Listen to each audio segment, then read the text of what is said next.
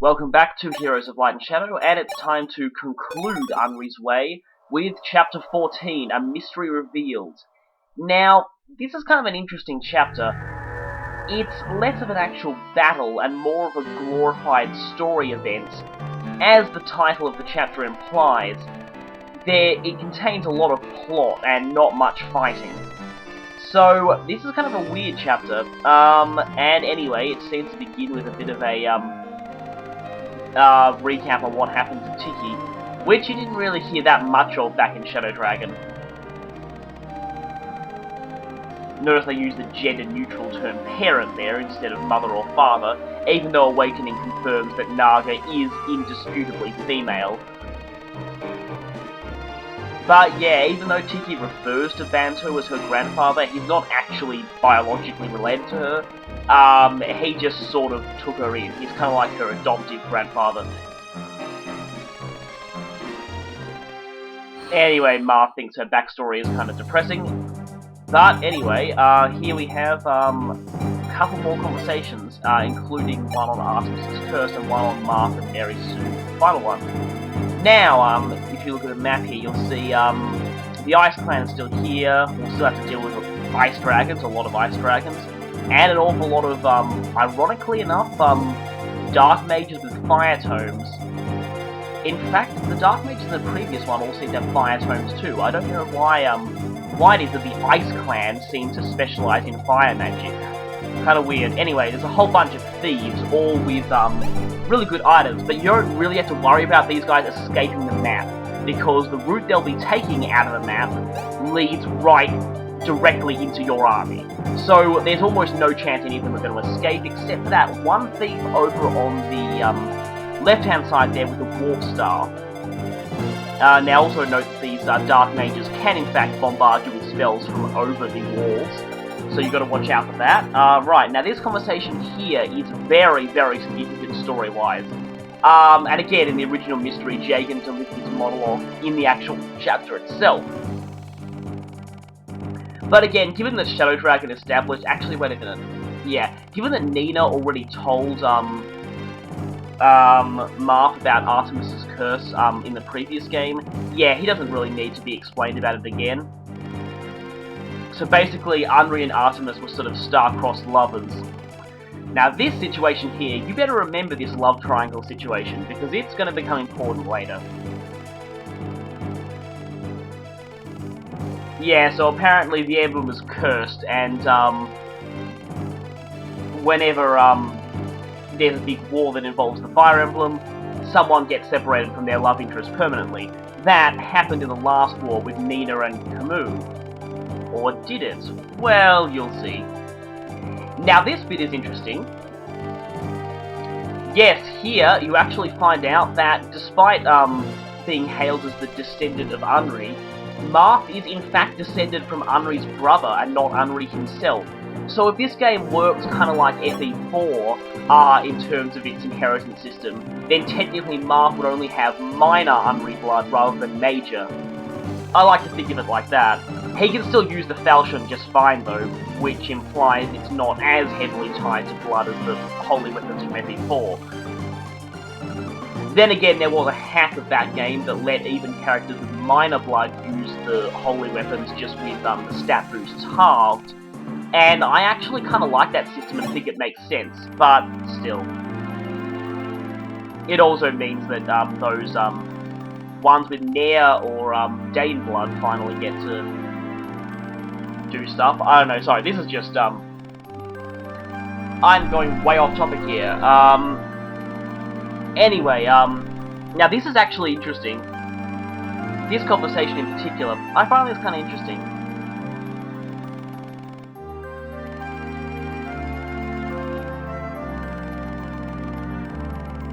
Well, Marth and Sheeta's children will probably get massive speed, given her enormous growth in that area.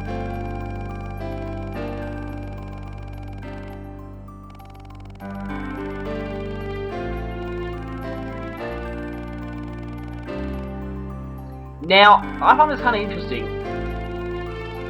Now, if you go by, this conversation probably was made before Awakening was you know, they began developing Awakening. Or did it? Maybe they had already considered Awakening by this point.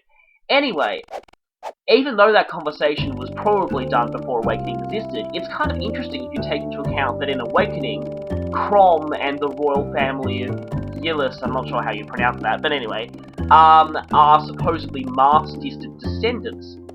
Well, actually directly confirmed to be Marth's distant descendants. Now, if we consider that the Avatar in Awakening could possibly be a very distant descendant of my unit from this game, then that conversation about their children and Marth's children fighting together for the future could be considered foreshadowing to Awakening. That's the way I see it anyway. I mean, there's no implication that the Avatar or my unit in Awakening is descended from the one in this game, but it actually kind of makes some sort of sense, and it would make that previous conversation a lot more poignant. And then that conversation happened. Elrond, you know, just being all angsty rival, oh no, I don't care about American. Mary Sue is probably going to write fanfiction about them now. Oh god, no. Anyway, right, I managed to fit all my preparations into one part this time, mostly because there wasn't all that much to do. Now, I'm gonna reclass Mary Sue back just because, well, yeah, being a bishop may not be so useful in this chapter. Also, we have someone, well, let's just say we're not gonna really need, we're gonna have all the healers we need, really. That's what I was trying to say. That came out weirdly. But anyway, I might want to swap her back to Swordmaster for the time being, despite the fact that, yes, she's completely outclassing Narbal in every area except luck. Yes, that's how broken, oh, and she's one level less than him at that, See, remember when I told you that whatever class you make your My unit, they will pretty much be better than any, quote-unquote canon character who starts at that class? Yeah, that's case in point right there. I mean, not counting my unit, I still think that Narbal is probably the best Swordmaster in the game, but still. Right, I still only have 11 slots, which is really annoying. Of course, I'm gonna kick out Athena, sorry. Not really gonna train you, and it's pointless when I'm already training Narbal. So, right, I'm gonna need to keep one person, because I want to bring Militia to this chapter. The reason being is that we need someone with at least a C in Stars. Now, yeah, the reason for this is kind of weird, and it's also the reason I've been saving a lot of my money. I'm going to need about 4,500 gold for what I want to show off. Also, be sure to make as good use of the Star Shards as you can, because this is the last chapter you'll have them for. Yes, that's right, in fact, whether you got them all or not, you will lose the Star Shards after this chapter is over. And now, yeah, Mary Sue can actually make use of the Lady Sword when she's in the sword using class. Right then. I want to make use of these 11 swords to hit those, dark mages from across the wall. And Bast is looking pretty awesome. Yeah, I don't think he needs any new weapons. He can kill things pretty easily with a steel axe or even a killer axe. In fact, he's not even up to using silver axes yet, so already he is, that doesn't matter. Can't use the Hawkquare yet, but still. Right, now I may want him to have Ogbert have some kind of ranged weapon, and unfortunately Legend Sword is the best he can do at this point in the game. Mostly because, yeah, he needs a D in axes to use a hand axe, and I'll be taking that silver sword, thank you. I also stripped back of his weapons earlier on. Yeah, they tend to revert those characters, the kind of lame pre-promotes who join after the halfway point of the game. Some people call them the free silvers characters, because really all they're good for is free silver weapons. Now yes, again, like I said, I'm going to be deploying Militia, and yes, so there's this thief early on that you want to kill as soon as you can, and take that staff they're carrying back to someone with at least a C in staffs. I'll get onto that later, but for the second part of this plan, you are going to need the Members card and Silver cards. VIP cards, sorry, why do I keep... I don't know why they changed it in this game, it's weird. It was Member card in all the other games, and this one somehow it's VIP, or in Shadow Dragon somehow it was VIP card. But anyway, that Worm Slayer is unfortunately the last we've got, and it's really wearing out, but anyway... We're still going to need our dragon slaying weapons though, because again, we're going to be fighting a lot of dragons. But after this one, we can probably retire our dragon slaying weapons a little bit. Now, we're going to need to be a bit cautious at the start, because if you rush in and take out those ice dragons too early, all the other enemies will rush you and then you'll, like, die. But of course, you want to put someone with high movement down the bottom, just so you can catch that thief, because it's really important that you catch that thief. Well, if you want to do this one thing that I was... Now, stupidly, I actually forgot to bring the VIP card and silver card from the start, but that's okay, because Marv could just take them out of the convoy, and I had a certain other character who could, well, pretty much had a conveniently free inventory to do just that. Now, if you look at the bottom screen, you might notice that another character just suddenly appeared in our deployment. Now, this conversation, opening chapter conversation, is really short. Really short. In the original, again, Jagan had the whole Artemis's Curse speech here, which comprised of most of the chapter's opening dialogue. But now we're pretty much just rushed right into it. Now, first things first, we want to get rid of this thief now. And Sirius just did that. Good one, Sirius. You are awesome. As always. Now, for taking him down, we get the Warp Staff. Yes, those who played Shadow Dragon are probably groaning when they see that. Yes, the Warp Staff is otherwise known as one of the most broken pieces of brokenness in all of Shadow Dragon. Yeah, for those of you who don't know, the Warp Staff teleports any ally to any space on the map. Now I'm just having Xane pick up a couple of those things. Wait a minute. Xane?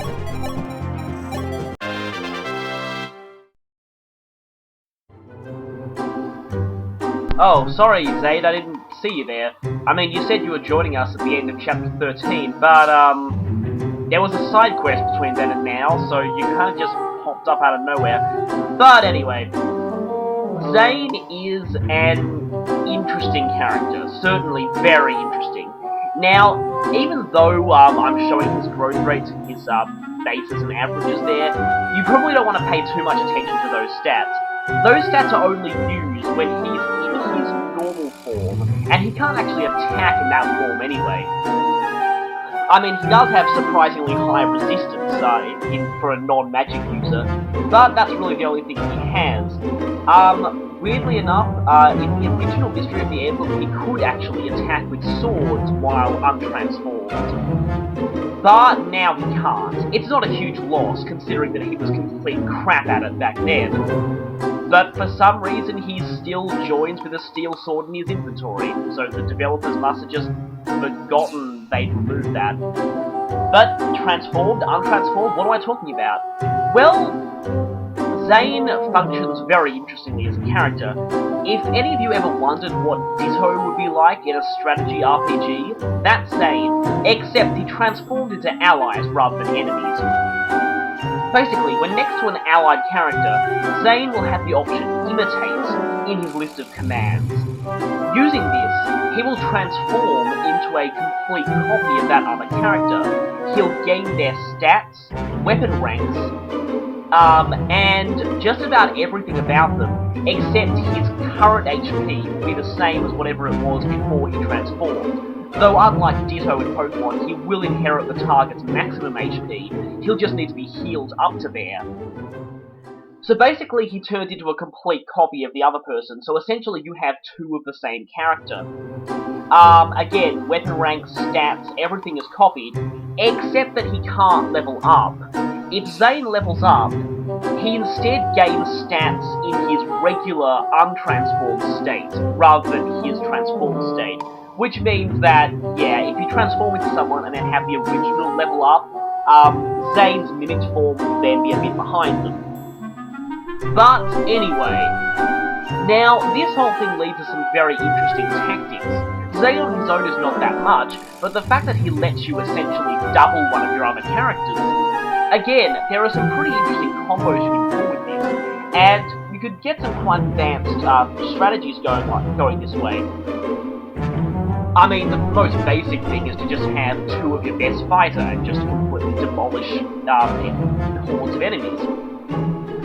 But generally the best applications of Xane I find are the more subtle ones.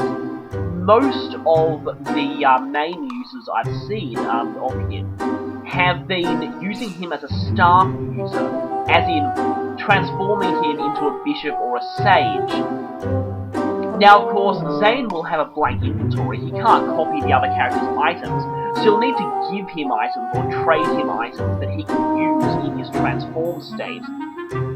But you can pull some quite interesting combos with some of the interesting staves like Warp, Rescue, and the one we'll be getting later in this chapter.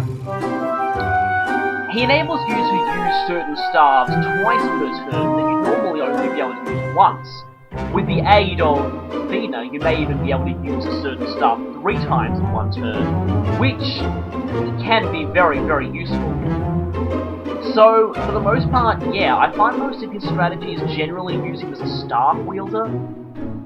And yeah, that's generally the best way to go. Of course, you've got to ask yourself, is it really worth using an extra deployment slot on someone who essentially will just be another one of someone you already have?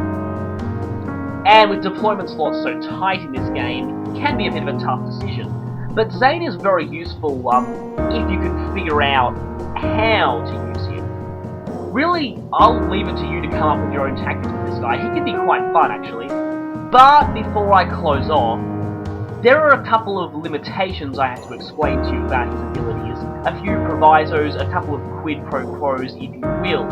Okay, rule number 1. Xane cannot mimic mannequins, despite the fact that he turns into Tiki an awful lot during the story. Gameplay and story segregation, maybe? But anyway, so basically, yes, Xane cannot copy dragons. Which means, yes, once you, you wouldn't want to mimic Bantu, but once you get, slight spoilers, Tiki in this chapter, you can't have 2 of her. Which is sort of annoying, but I guess that's to stop you totally breaking the game, I guess. Rule number 2. Xane can mimic Xane. However, that'll only serve to copy her stats. He won't be able to dance for anyone. So, that is actually not all that useful. An awful lot of people were hoping that you could mimic Xane to use her dancing ability. Then again, if you could create a perpetual loop where you could just dance for the other dancer, and vice versa repeatedly, until they're both maxed out on their levels. So yeah, that would be kind of stupid. So, yeah, no double dances. And rule number 3, Xane can mimic Marv, but once again, he won't mimic his unique abilities, he'll just mimic his stats, which means you won't be able to open chests with him for one, considering that the Fire Emblem can't actually be traded off Marv, and that's what lets him open chests. And of course, you won't be able to seize. On the plus side, him getting killed as Marv won't give you a game over. There was a weird rumour that actually did happen, but that turned out to be false. But of course, you wouldn't want to let this guy get killed anyway. So yeah, that's basically Xane in a nutshell. Just keep in mind those 3 limitations, and you should be fine. But to sum up, he's generally best used as a staff user.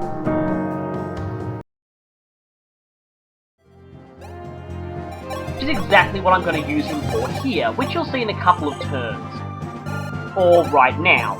Now, I'm going to use Xane's imitate function here to transform into Militia. Oh great, now Marv has 2 creepy stalkers. But anyway, you'll notice I gave him a couple of physics staves. Yeah. Those were, and I had Sirius use the Dragon Pipe there, just so I could get some damage on this Ice Dragon. Yeah, those were so that I could, give him something to do while he's transformed into her. But there's another reason I'm transforming him into her, which you'll see in a few turns.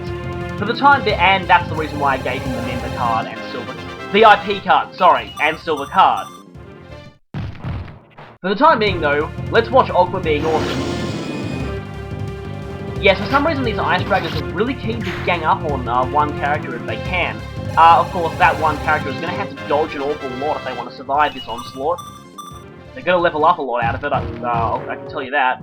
And for some reason this one went for Nabo. No effect. Unfortunately, yep, I put that Legend Sword in case one of the Dark Mages attacked him. Which will probably happen later. Anyway.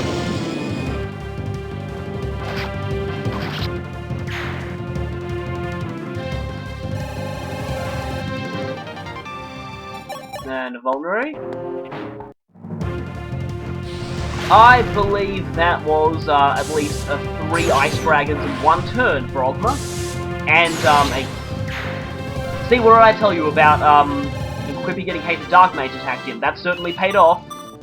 No. Well, I guess his last level up was so amazing you couldn't really fault him for doing that. And for some reason, Mary Sue decided not to dodge a lot now. When Nava was dodging literally everything. I guess 50% can go either way. One more hit. Anyway, that's why I equipped him with the Levin Sword. I should have equipped Mary Sue with one actually, but for some reason she's still deciding to get hit all the time. Anyway, in one of my early runs, Ogma in fact did take down all those Ice Dragons in 1 turn, and dodged all but one of them. And then my game crashed, and I lost all the footage, which was really, really annoying. But anyway, we've got a whole bunch of thieves approaching us, and remember what I said about those thieves? Yeah, you don't have to worry about them escaping the map, because in order to escape the map, they'll have to run right through your army, and they're not going to survive that experience. Now, I probably want to have to kill as many of these guys as I can, except I want to get rid of that Ice Dragon, and watch out for the Ice Dragons that are approaching us, the other Ice Dragons.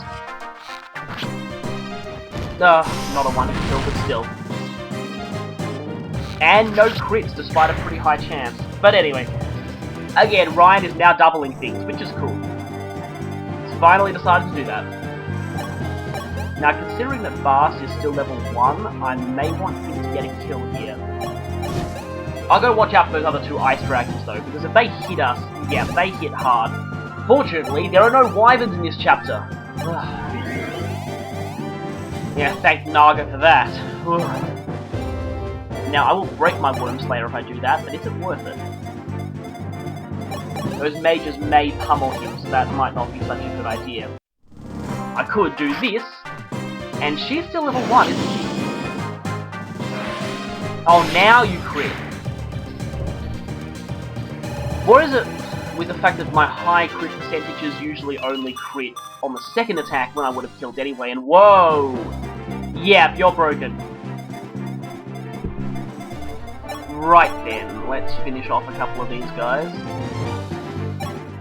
Yeah, the bow is generally more accurate than hand axes, so it's probably better to use it from now on. And he's got enough strength to even brutally murder stuff, even with iron bows, so...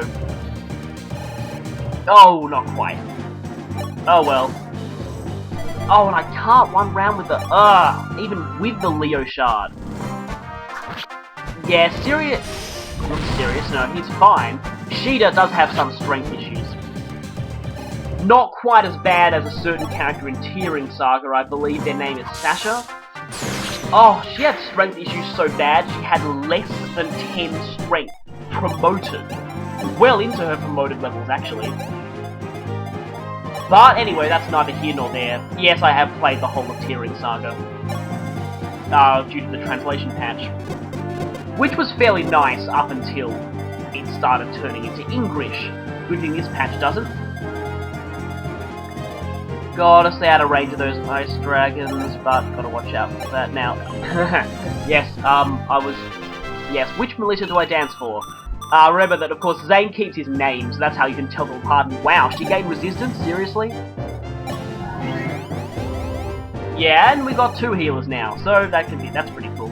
But note that despite the fact that he actually mimics their level, he still gains experience according to the level that he was at in his base.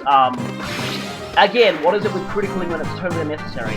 According to his base, untransformed state, so he still counts as whatever level he started as back then, and when he levels up, which you'll see in a while, he gains stats in his base form rather than in his transformed form.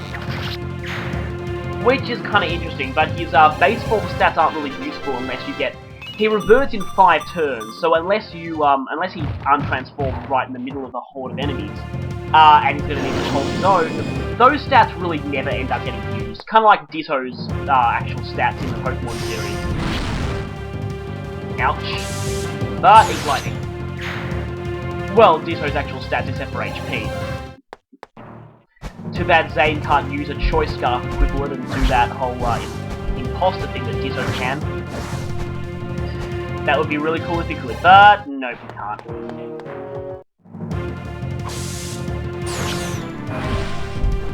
Finally, a critical when I need one. And yes, you might have noticed that Ryan is officially starting to become really awesome now. And a poleaxe. Yeah, these thieves are pretty pathetic for the most part. Even the ones that have devil swords, they're nothing compared to these ice dragons here. And now that we're promoted, we don't need to worry about taking too much damage from thieves. I do more damage with the bow than I do with the hand axe. That is strange. I have a feeling hand axes did get nerfed in this game compared to Shadow Dragon. I'm not entirely positive, but I also am wondering whether tomahawks are enemy only. I'm not entirely sure, but I get the feeling they are, which is really annoying. Then again, tomahawks and I believe spears were in fact enemy only back in when they were first introduced in Sword of Seals, FE6. In that game, they were kind of just boss-exclusive enemy-only weapons, which they kind of are like in this game too, but... Wow, you are really not dodging well today. I mean, it doesn't really matter when you slaughter everything, but still. Again, we're getting huge experience from Ice Dragons, but... Again, after this chapter, we won't be seeing enemy dragons again for a long, long time, and... So... yeah. And you'll see Xane level up right here, and you'll notice that, yes, he's gaining stats in his untransformed state there. Which won't come into play for a few more turns. I hate that killer bow, by the way. 45% and you still won't crit with it. 50% and you still won't gain speed. Oh well, his skill is going crazy and his defense is going much higher than it did in my first playthrough. My first playthrough of this game, Ryan got a lot of speed, but his defense never reached levels this high until the very end. Come on, you can crit. Come on, you can do it, come on. There we go. Even though that was totally unnecessary. Now, the warrior crit animation isn't really that flashy. Harkening back to the human cyclone warrior crit animation back in the Game Boy Advance games. That was pretty weird, but also cool. Anyway, time to get rid of some thieves. Oh, can't quite one-hit KO, but still. Yeah, those killing edges could hurt you a bit if you get unlucky, but only if you get really unlucky. I instead got really lucky. And Shina's luck was so crazy that even with a killing edge, she only had a 6% crit rate. And defense, interestingly.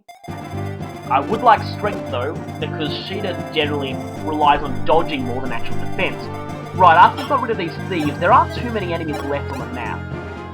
And that's what I said about this chapter being heavy on plot, less so much on battles. But there are quite a few things I'll need to talk about in the next part, both plot-wise and gameplay-wise. Oh, a large bullion, that is perfect. Though it would be nice if you could sell it right now. Well, actually you can if you get to the... I haven't said it, have I? But I've already implied it. There is a secret shop in this map, but it is very weirdly located. And here we see the power of the Lady Sword. Hey, Merisu goes, screw you, the fact that it doesn't get effectiveness bonus against thieves anymore, I can still kill you in one round. And magic. So the one time she gains magic is the one time she's not in a magic class. That is weird. That is really weird. So she, like, never gained magic as a mage, but she gains magic as a swordsman. I don't even know anymore. Oh, that was weird. And with this Master Seal, we will be able to promote Militia. Okay, so, out of my two Sword Masters, Narbal has decided to be the one who dodges everything, and Merisu has decided to be the one who fails. Kind of weird that, but still. Nope, those are all the stats he needs anyway.